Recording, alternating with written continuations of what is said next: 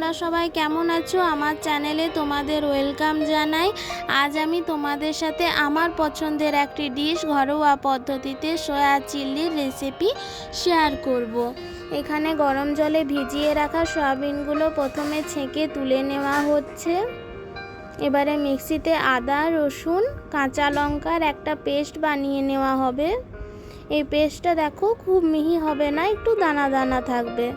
সয়াবিনের ওপর আদা, লঙ্কা আর রসুনের পেস্টটা দিয়ে দেওয়া হলো। একটু নুন, একটু হলুদ, লঙ্কা গুঁড়ি, কর্নফ্লাওয়ার,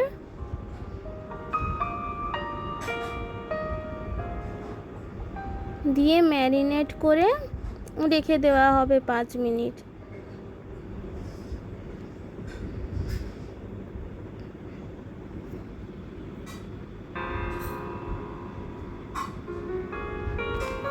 গরম তেলে লাল লাল করে সয়াবিনগুলো ভেজে নেব, ম্যারিনেট করে রাখা সয়াবিনগুলো।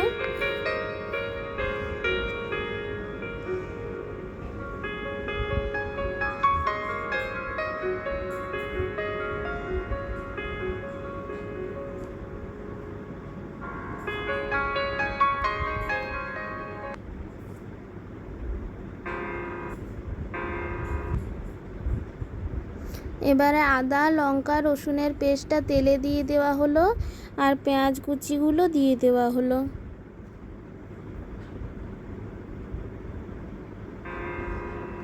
এবারে একটু টমেটো সস, পেঁয়াজটা ভাজা হয়ে এলে টমেটো সস দিয়ে কষিয়ে নেওয়া হবে।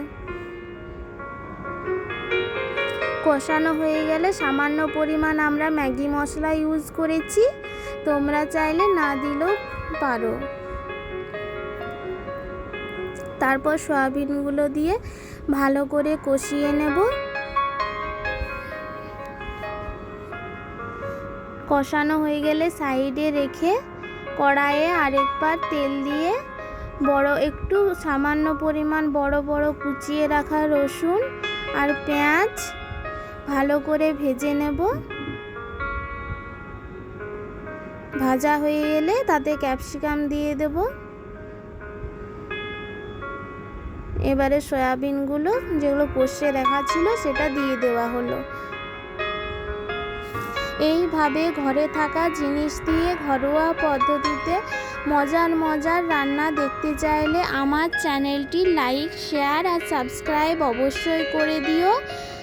আজকের মতো এখানেই, আবার দেখা হবে আবার একটি ব্লগে। সবাই ভালো থেকো, সুস্থ থাকো, টাটা।